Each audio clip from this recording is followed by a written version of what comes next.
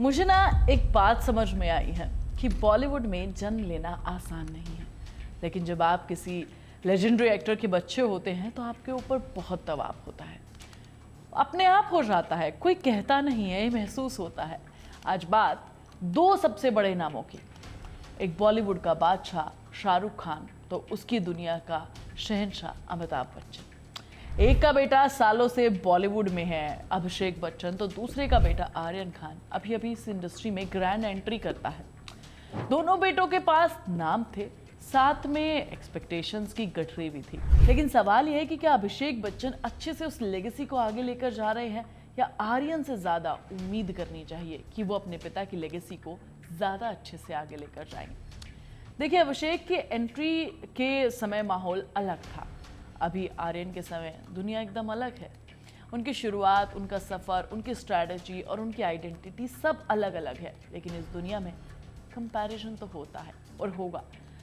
बात बच्चन और खान की है तो पहले बात करते हैं अभिषेक बच्चन की। अमिताभ बच्चन के बेटे होने के नाते अभिषेक बच्चन का इंट्रोडक्शन ही हाई स्टेक ड्रामा से हुआ था। बॉलीवुड का ऑडियंस और मीडिया दोनों ही तैयार थे कि अमिताभ का बेटा मस्त एक्टिंग करेगा, और एक्सपेक्टेशंस इतनी हाई थी कि परफॉर्मेंस का वेट डबल हो गया।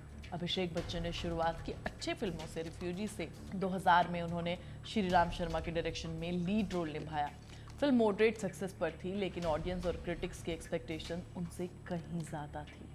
और फिर आई मैं प्रेम की दीवानी हूँ, एक रोमांटिक ड्रामा जिसमें उनकी एक्टिंग और स्क्रीन प्रेजेंस को ओवर हाइप किया गया। रिजल्ट्स, ऑडियंस कनेक्ट ही नहीं कर पाई।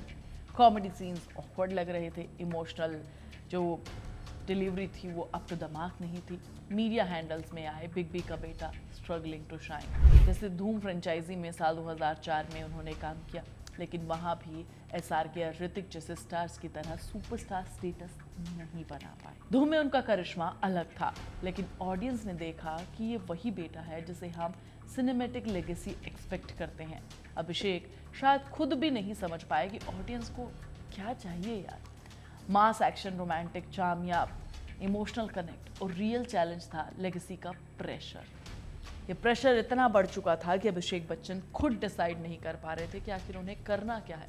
अमिताभ का ऑरा इतना स्ट्रांग था कि हर डायलॉग, हर सीन में सिर्फ अमिताभ बच्चन की झलक देखी जाती थी। क्या उनसे कंपैरिजन किया जाता था, उनके बेसिस पर जज होते थे।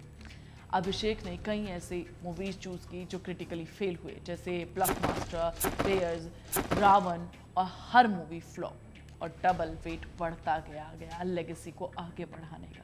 न सिर्फ बॉक्स ऑफिस बल्कि ऑडियंस का जजमेंट भी हैवी होता चला गया। लेकिन हाँ, आज की डेट में अभिषेक बच्चन कुछ ऐसी मूवीज कर रहे हैं, लाइक तस्वीर जैसी मूवीज, जिनमें उनका पोटेंशियल दिखता है कि शायद अगर वो अपने मन से मूवीज चूज करते तो आज ये स्ट्रगल नहीं कर रहे होते। वही आर्यन खान की तरफ अगर मैं देखूं, SRK का बेटा होने के बावजूद आर्यन ने पूरे तरीके से अलग राह चुनी है। जब लोग सोच रहे थे कि SRK का बेटा इंटेंस एक्टिंग स्टार बनेगा, डिलीवरी देगा, बढ़िया एक्टिंग के प्रेशर में खुद को झोंक देगा, जज नहीं होने देगा, तब उनका स्ट्रैटेजी एकदम स्मार्ट था। ऑडियंस के एक्सपेक्टेशंस को मैनेज करना, ओवर हाइप अवॉइड करना और स्किल सेट पर फोकस करना। आर्यन अभी तक एक्टिंग में डायरेक्ट डेब्यू ही नहीं कर रहे हैं। इंस्टेड उन्होंने चुना कि मैं बैडएस ऑफ बॉलीवुड जैसी मूवी को डायरेक्ट करूंगा, वेब सीरीज को डायरेक्ट करूंगा, प्रोडक्शन में इन्वॉल्वमेंट दिखाऊंगा। ये स्ट्रैटेजी उन्होंने बैक स्टेज से अपनी आइडेंटिटी बनाने के चांस देती है। बैडएस ऑफ बॉलीवुड इसका एक परफेक्ट एग्जाम्पल है हमारे पास कि वो SRK की शेडो बिल्कुल नहीं बनना चाहते हैं। उन्हें SRK के बेसिस पे जज नहीं किया जाए, कि वो कंप्लीटली इसे इग्नोर करना चाहते हैं। उनका आइडेंटिटी ऑडियंस खुद डिस्कवर कर पाए, इसलिए उन्होंने ये रास्ता चुना।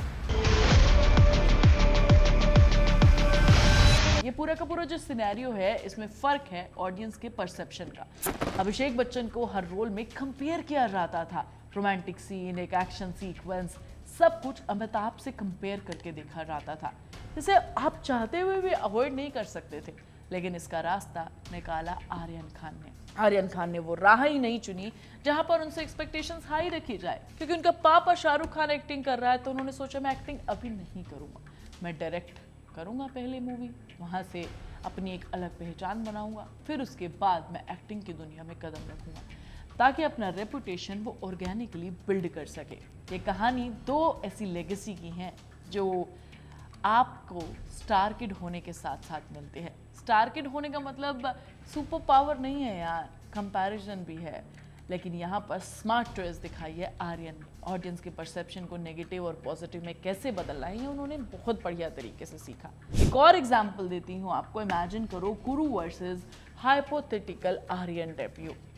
गुरु में अभिषेक बच्चन ने इंप्रेस किया क्रिटिकली लेवल पर, लेकिन मास ऑडियंस ने उनका कनेक्ट मिस किया। अगर आर्यन डेब्यू करे सेम टाइप की रोमांटिक फिल्म में, क्रिटिक कंपैरिजन और ज़्यादा बढ़ जाएगा। अगर क्रिएटिव और स्क्रिप्ट राइटिंग पर फोकस किया जाएगा, डेब्यू की बजाय नैरेटिव और पूरा का पूरा मूवी पर फोकस किया जाएगा, तो शायद कुछ और निकल कर आएगा। कंक्लूजन ये है कि लेगेसी और अप्रोच दो अलग अलग चीज़ें यहाँ पर हमें दिखती हैं। अभिषेक बच्चन स्ट्रगल किए हैं पूरी ज़िंदगी, अभी तक स्ट्रगल कर रहे हैं, जबकि आर्यन ने स्मार्टली प्रेशर अवॉइड कर दिया और अपनी यूनिक आइडेंटिटी बिल्ड कर रहे हैं।